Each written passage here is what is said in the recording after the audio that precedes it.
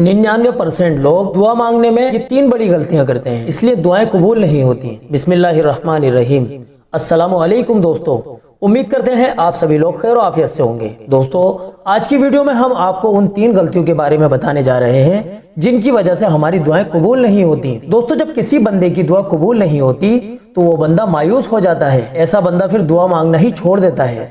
उससे आप अगर पूछो कि दुआ क्यों नहीं मांगते, तो ऐसे बंदे का जवाब यह होता है कि मेरी दुआ तो कबूल ही नहीं होती, तो मैं दुआ किस लिए करूं। प्यारे भाइयों और प्यारी बहनों, हम दुआ मांगने में कई सारी गलतियां करते हैं जिसकी वजह से हमारी दुआ कबूल नहीं होती और हम समझते हैं कि अल्लाह ताला हमारी सुनता ही नहीं, दुआएं कबूल नहीं करता। हालांकि हमारी दुआओं में से कुछ ऐसी गलतियां होती हैं कि अगर हम उन गलतियों को करना छोड़ दें तो 100% हमारी दुआएं जरूर कबूल होंगी। आमतौर पर हम लोग 3 ऐसी गलतियां बहुत ज्यादा करते हैं जिनको हदीस में बताया गया है, और वो 3 गलतियां ऐसी हैं कि अगर हम उन पर गौर करेंगे और उनको छोड़ देंगे तो अल्लाह ताला हमारी दुआएं बहुत जल्द कबूल कर लेंगे इंशाअल्लाह। वो 3 गलतियां ये हैं। सही मुस्लिम की रिवायत में रसूल अकरम सल्लल्लाहु अलैहि वसल्लम ने इरशाद फरमाया कि बंदे की दुआ कबूलियत की शर्तों के साथ कबूल की जाती है। दुआ कबूल होने के लिए पहली शर्त यह है कि बंदा किसी गुनाह के लिए दुआ ना करे। जब तक बंदा अपनी दुआ में किसी गुनाह के करने की दुआ ना मांगे तो अल्लाह ताला हमारी दुआ कबूल फरमाते रहेंगे।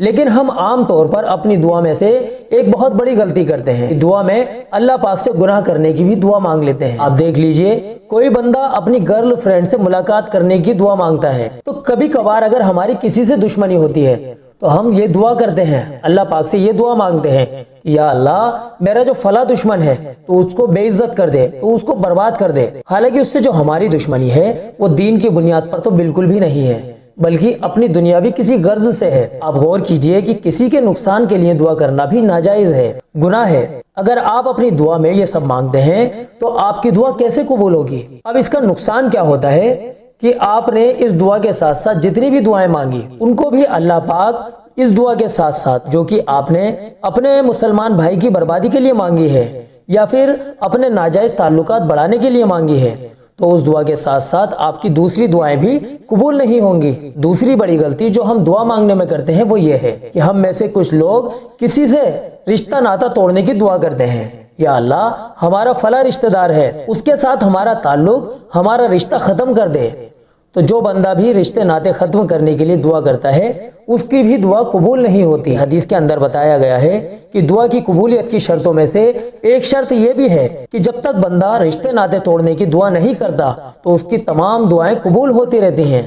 पर अगर हमारा कोई भी करीबी रिश्तेदार है, हमारा कोई भी भाई है, कोई भी बहन है, हमारे माँ बाप या कोई भी दूसरा हमारा करीबी रिश्तेदार है, तो अगर हम उससे नाता रिश्ता तोड़ने के लिए दुआ करेंगे तो हमारी दुआ कबूल नहीं होगी। आज हम लोग इस बात को समझते ही नहीं। जरा सी अगर किसी से भी कोई नाराजगी हमारी हो जाए तो हमारा अगर कोई रिश्तेदार है तो हम उससे झगड़ बैठते हैं, हम उससे नाता रिश्ता खत्म कर देते हैं, और इसके साथ साथ हम दुआएं भी करते हैं कि अल्लाह पाक हमारा उससे नाता रिश्ता बिल्कुल खत्म करवा दे।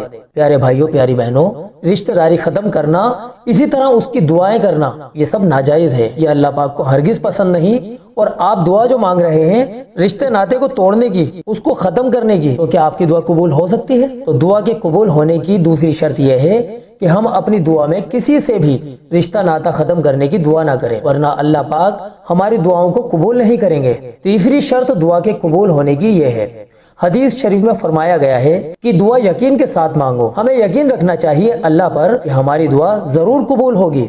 अल्लाह पर भरोसा रखो, सब्र रखो। एक बार मांगो, 2 बार मांगो, 3 बार मांगो या बार बार मांगो, अगर आपको इस बात का यकीन है कि हमारी दुआ जरूर कबूल हो जाएगी, इंशाअल्लाह अल्लाह पाक आपकी दुआ को जरूर कबूल करेंगे। अगर हमारे दिल में ये यकीन ही नहीं होगा, सब्र ही नहीं होगा, तो फिर हमारी दुआ कैसे कबूल होगी। दुआ मांगते वक्त अल्लाह पर भरोसा रखना बहुत जरूरी है। इसीलिए जब भी दुआ मांगो तो अल्लाह पाक से पूरी पक्की उम्मीद रखो कि हमारी दुआ जरूर कबूल होगी, और फिर सब्र भी करो। हम लोग क्या करते हैं कि 1-2 मरतबा अल्लाह पाक से किसी चीज के बारे में दुआ मांगकर रुक जाते हैं, फिर आगे दुआ नहीं करते, दुआ करना बंद कर देते हैं। उनसे पूछो भाई दुआ क्यों नहीं मांग रहे, दुआ मांगनी आपने क्यों छोड़ दी, तो वो यही बोलते हैं कि दुआ कबूल ही नहीं होती, मांगकर भी क्या फायदा। प्यारे भाइयों प्यारी बहनों, अल्लाह पाक से दुआ मांगो। अगर कभी वो हमारी दुआ कबूल नहीं करता तो फिर वो हमें उससे ज्यादा बेहतर चीज देना चाहता है, जन्नत में हमारे दर्जे बुलंद करना चाहता है।